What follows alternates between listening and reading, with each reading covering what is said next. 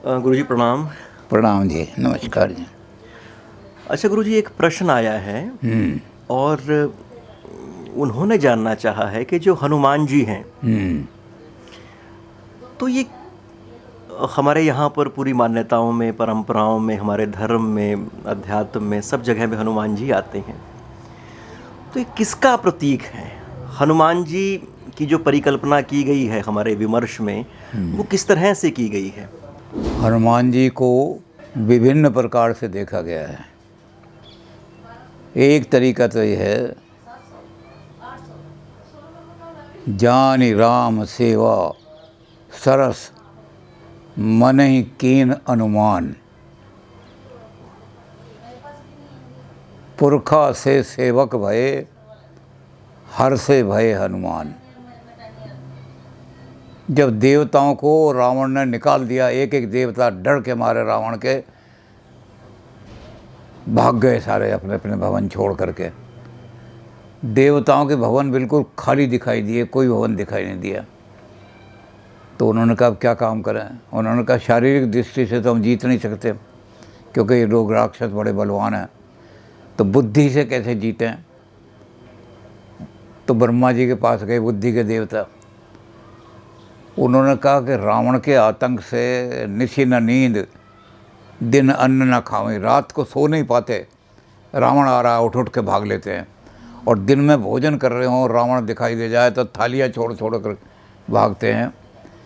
ऐसी हालत में कैसे उद्धार होगा, और हमारे जो स्वर्ग के भवन हैं उनमें से हमें निकाल दिया गया है, वहाँ हम कैसे जाएंगे।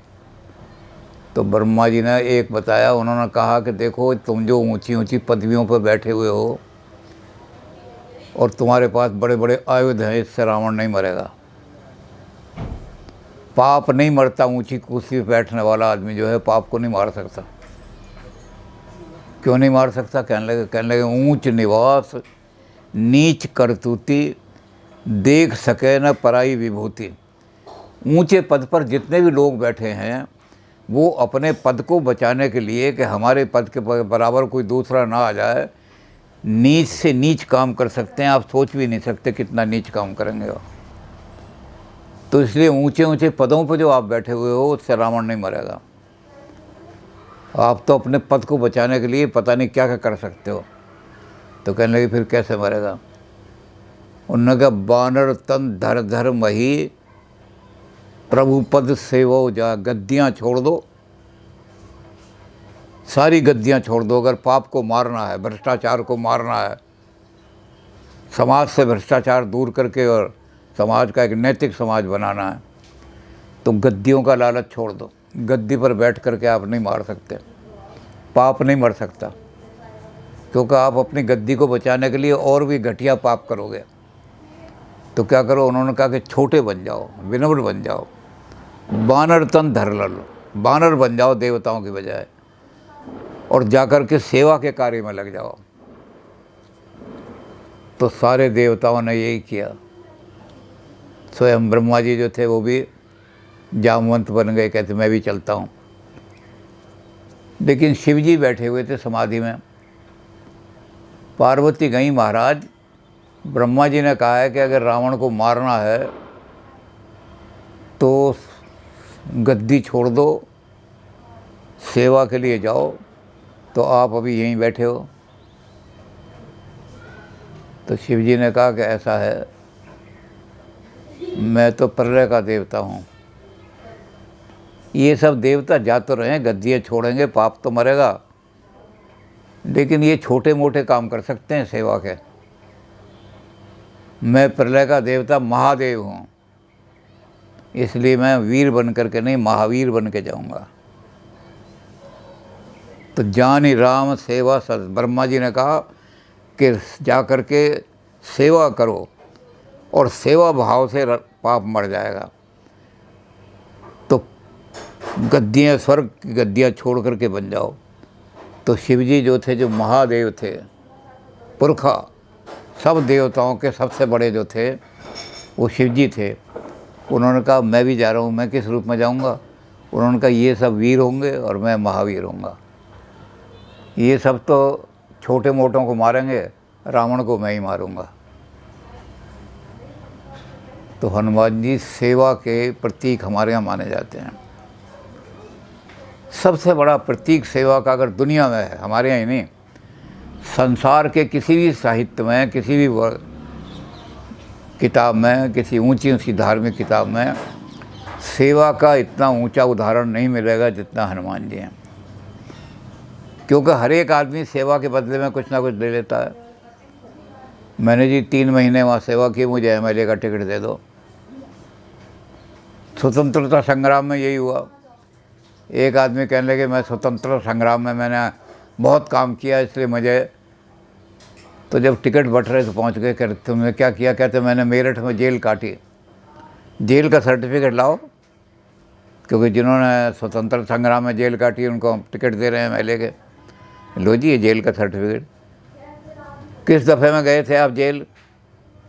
एक अंग्रेज़ की जेब काटी थी इसलिए गया था, मैं भी स्वतंत्रता सेनानी हो गया। तो घटिया से घटिया सेवा करके भी बड़े से बड़ा उसका, तो सेवा को बिजनेस बनाने वाले लोग दुनिया में मिलेंगे। जिन्होंने सेवा की उन्होंने कुछ ना कुछ का फल ले लिया। लेकिन हनुमान जी से जब राम ने कहा कि सबको मैंने कुछ दिया है तुम भी कुछ ले लो, हनुमान जी ने कहा कि सेवा तिजारत नहीं होती, मैंने बिजनेस नहीं किया, मैंने सेवा की है। और जब सेवा करने वाला कुछ नहीं मांगता तो प्रति उपकार करूं का तोरा, सन्मुख हो न सके मन मोरा। तुझे मैं तेरी सेवा के बदले में क्या दूं, तू कुछ मांग ही नहीं रहा। बस एक ही काम है कि कभी तेरे सामने सर नहीं उठा सकूंगा मैं। तो सेवा का जितना बड़ा प्रतीक हमारे यहाँ हनुमान जी हैं, हमारे यहाँ नहीं दुनिया के सारे साहित्य में, कि सेवा का उन्होंने एक पैसा भी नहीं मांगा, कोई बड़ी जगह भी नहीं मांगी और सेवा करते रहे। ये उदाहरण कहीं भी नहीं मिलेगा। तो एक तो हनुमान जी को हम मानते हैं कि इतनी बड़ी गद्दी छोड़ करके, पुरखा की गद्दी छोड़ करके और सेवा में लग गए आकर के। गद्दी छोड़ना बड़ा मुश्किल होता है। गद्दी छोड़ करके और फिर ऐसी सेवा में लगे जिसके बदले में कुछ नहीं मांगा। विभीषण ने सेवा करी तो राज मांग लिया, सुग्रीव ने सेवा की तो राज मांग लिया, औरों ने भी किया, लेकिन हनुमान जी ने सेवा की, कुछ नहीं मांगा। तो राम भी उनके आगे कहने लगे कि मैं तेरे सामने सर नहीं उठा सकूँगा। तो पहला प्रतीक तो हमारे यहाँ जो है सेवा का, अगर सेवा करनी है तो हनुमान जी की तरह से करो। सेवा को बिजनेस मत बनाओ, सेवा तिजारत नहीं है। ज़ुहद के बदले खुल्द की हूरें, ये इबादत नहीं तिजारत है। मैं किस लिए पूजा कर रहा हूँ, ज़ुहद कर रहा हूँ बड़ा, कि स्वर्ग में हूरें मिलेंगी। जो आदमी यहाँ जीवन, पवित्र जीवन व्यतीत करेगा, एक एक आदमी को 14-14 हूरें स्वर्ग में मिलेंगी।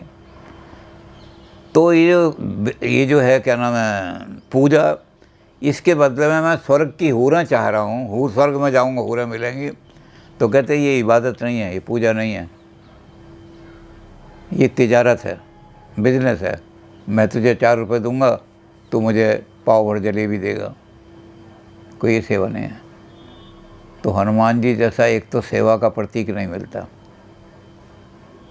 दूसरे अतुलित बलधामम हेम शैलावदेहम, हनुमान जी जैसा, क्योंकि हनुमान जी शिव जी के अवतार हैं, प्रलय के देवता हैं, इसलिए हनुमान जी से ज़्यादा वीर आदमी भी दुनिया में कोई नहीं। लेकिन अपनी वीरता का कभी अहंकार हनुमान जी को नहीं हुआ। कहीं भी हनुमान जी ने एक शब्द भी कभी ऐसा नहीं कहा। तो इतना महान होते हुए आदमी भी सबसे बड़ी चीज़ है अहंकार को जीतना। तो हनुमान जी दूसरे ऐसे हैं कि महाशक्ति हो जाए।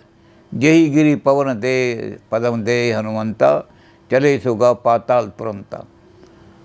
हनुमान जी जो थे, जिस पर्वत पर पैर रख देते थे वो पृथ्वी ज़मीन में धस जाता, इतनी शक्ति थी। अतुलित बलधामम, जिसकी तुलना में बलवान आदमी कोई पैदा ही नहीं हुआ। रावण जब सामने आया हनुमान जी के बड़ी ज़ोर से गर्जना करता हुआ, तो हनुमान जी ने एक मुक्का मारा। मच्छर को मारने के लिए कोई आदमी तोप नहीं खरीदता, हनुमान जी का मेरे सामने क्या चीज़ है। तो हनुमान जी ने एक मुक्का मारा, रावण जो थे नीचे गिर गए। तो मूर्छा गए दशानन जागा। जब बेहोशी खत्म हुई तो रावण खड़े हुए और उस मुक्के का बदला लेने की हिम्मत नहीं पड़ी रावण में। कपि बल विपुल सराहन लागा। हनुमान जी के बल की सराहना करने लगा। हनुमान जी, मैंने तीनों लोक में इतना बलवान आदमी कोई नहीं देखा। अव्वल तो रावण के सामने आने की किसी की हिम्मत नहीं पड़ती, तुम रावण के सामने लड़ने के लिए आए। और फिर रावण के ऊपर मुक्का मारने की तो किसी की हिम्मत ही नहीं दुनिया के अंदर। 3 लोक में मैं घूमा हूँ, मेरा नाम सुनते ही भाग जाते हैं लोग। तुमने मेरी छाती में मुक्का मार दिया और उस मुक्के को खा के मैं बेहोश होकर गिर पड़ा। इतना बलशाली आदमी। तो हनुमान जी मुँह लटकाए खड़े हुए। रावण कहने लगा, हनुमान जी मैं आपकी चमचागिरी नहीं कर रहा, क्योंकि मेरे पास धन भी है, राज भी है, संतान भी है, किस लिए चमचागिरी करूँगा। मैं बिल्कुल सत्य बात कह रहा हूँ कि तीनों लोक में इतना बलवान आदमी मैंने देखा कि एक तो रावण के ऊपर मुक्का छोड़ने की हिम्मत पड़ जाए और रावण एक मुक्के से नीचे गिर जाए। तो हनुमान जी मुँह लटकाए खड़े थे। हनुमान जी कहने लगा आप नीचे मुँह लटकर। उन्होंने कहा कि मैं आज इसीलिए मुँह लटकाए खड़ा हूँ। धिग धिग मम पौरुष धिग मोही। आज मैं अपने पौरुष को धिक्कार रहा हूँ। पौरुषहीन हो गया मैं, तो मेरे अंदर कोई शक्ति नहीं। कहने क्यों कि जो तू जियत बचो श्रुद्रोही। मेरा मुक्का खाने के बाद भी तू जिंदा खड़ा है, इसलिए मैं सोच रहा हूँ कि आज तो मेरा पौरुष बेकार हो। तो इतना बल, इतनी शक्ति होते हुए भी और इतनी विनम्रता आपको दुनिया के सारे इतिहास में नहीं मिलेगी, कहीं नहीं मिलेगी।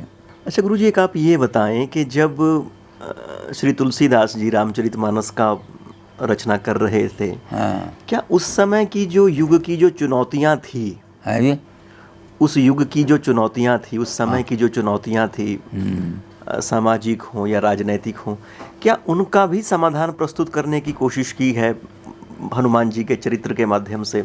इस तरह से वो बार बार गढ़ा गया, दोबारा बात कही गई उसके बारे में? नहीं, चुनौतियाँ तो बहुत सारी थीं। उनका वर्णन जब कलयुग का वर्णन किया है तुलसीदास जी ने, तो मुग़ल राज में जो अत्याचार हो रहे थे उन सबको उसमें दिखा दिया है। इन सबको समाधान करने के लिए राम को जिसकी ज़रूरत पड़ी वो हनुमान जी की ज़रूरत पड़ी। तो उन चुनौतियों का समाधान करने के लिए देश की शक्ति को जगाओ। हनुमान जी शक्ति और सेवा दोनों के, तो तुलसीदास जी ने शक्ति को जगाने के लिए हनुमान जी को खड़ा किया। राम बाण अहिगण सरिस निकर निशाचर भेख। जब तक राम के बाण नहीं निकलते, धनुष त्याग करके बैठ गए हैं लोग। मैं कहता हूँ राम के धनुष में से बाण निकलें, तो जिस समय राम के बाण निकलेंगे तो निशाचर, क्योंकि वो फिर फुंकार मारते हुए नाग की तरह चलेंगे कि राम की सेवा करो, निशाचरों का नाश करने में मैं तो सेवक हूँ, मैं तो एक मीडियम हूँ नाश। राम हैं जो अभई जाऊँ मात में जाऊँ लवाई, प्रभु आयुष नहीं राम दुहाई। हनुमान जी ने कहा कि मेरे अंदर इतनी शक्ति है कि मैं लंका को उखाड़ करके अभी तुम्हें ले जाऊंगा, मुझे कोई रोक नहीं सकता। और संग सहाय रावण ही मारी, जितने रावण की सहायता करने वाले उनको भी मरोड़ दूंगा। लेकिन प्रभु आयुष भगवान का ये है कि भगवान का अवतार लेना बेकार हो जाएगा। अगर मैंने ही रावण को मार दिया तो भगवान का ये बेकार। भगवान तो रामचंद्र जी तो हलवा खाने के लिए आए दुनिया में, तो कहते मुझे राम को श्रेय दिलाना है, मैं तो उनका सेवक हूँ, श्रेय राम को मिलना चाहिए रावण को मारने का। नहीं तो मैं अभी तुम्हें उठा के ले जाता और मुझे कोई रोकने वाला नहीं था। तो हनुमान जी इस तरह के सेवा भावी जो हैं, ये दुनिया के इतिहास में, यहाँ एक बहुत बड़े आर्य समाज के विद्वान हैं, बहुत ऊँचे, और यूनिवर्सिटी में वो प्रो वाइस चांसलर रहे। तो जब हमने हनुमान जी की मूर्ति बनाई तो लोगों ने कहा यूनिवर्सिटी का जो प्रो वाइस चांसलर है उससे उद्घाटन कराओ। लोग कहने लगे वो तो आर्य समाजी है, मूर्ति पूजा नहीं करता, वो नहीं जाएगा उद्घाटन करने। हमने कई बार पूछ लेते हैं उनसे, अगर नहीं जाएंगे तो किसी और किसी प्रोफेसर को ले जाएंगे। तो हम उनके पास गए, हमने कहा डॉक्टर साहब मूर्ति हमने बनाई है हनुमान जी की, हरियाणा की सबसे ऊंची मूर्ति है, 36 फुट ऊंची। हम उसका अनावरण कराना चाहते हैं। तो आप ऊंचे पद पर भी हैं और आर्य समाज में धार्मिक क्षेत्र में भी आपका बहुत ऊंचा स्थान है। तो आप तो एकदम खड़े होकर कहने लगे, अरे हनुमान जी जैसा सेवा भावी अगर सारा भारत इसी तरह से, यूनिवर्सिटी के एम्प्लॉयज़ अगर इसी तरह से करने लगे हैं कि हम सेवा कर रहे हैं देश की और राम की और उसकी, तो कहते हैं इस देश का कल्याण ऐसा हो जाएगा दुनिया। कहते हैं मैं जाऊंगा और मैं जाकर अनावरण भी कराऊंगा और बताऊंगा। तो उन्होंने जो हनुमान जी के सेवा भाव पर बोले, उन्होंने कहा दुनिया को चुनौती है मेरी, ये शब्द उनके हैं डॉक्टर राम प्रकाश के। दुनिया को चुनौती है मेरी कि अगर हनुमान जी जैसा सेवा भावी एक कोई कैरेक्टर दुनिया के साहित्य में मिल जाए। इतना बल होते हुए भी हनुमान जी का एक भी वाक्य ऐसा नहीं मिलेगा कि मैं ये हूँ मैं वो हूँ। बस करके दिखा रहे हैं, मुक्का मार दिया। जो डींग मारने वाले आदमी होते हैं कुछ नहीं कर सकते, और जो आदमी वास्तव में होते हैं करके दिखाते हैं, दुनिया उनका यश गाएगी। तो हनुमान जी ने कभी भी कहा नहीं, एक मुक्का मार के दिखा दिया कितना बल है। तो हनुमान जी बल के भी राष्ट्र देश की शक्ति को जगाओ और ऐसा जगाओ कि दानवों को, दानवी शक्ति को मिटा दे और फिर भी यश न प्राप्त करे। यश उसी का, भगवान का, भगवान की शक्ति से मैं लड़ रहा हूँ। ये हनुमान जी का सारा चरित्र।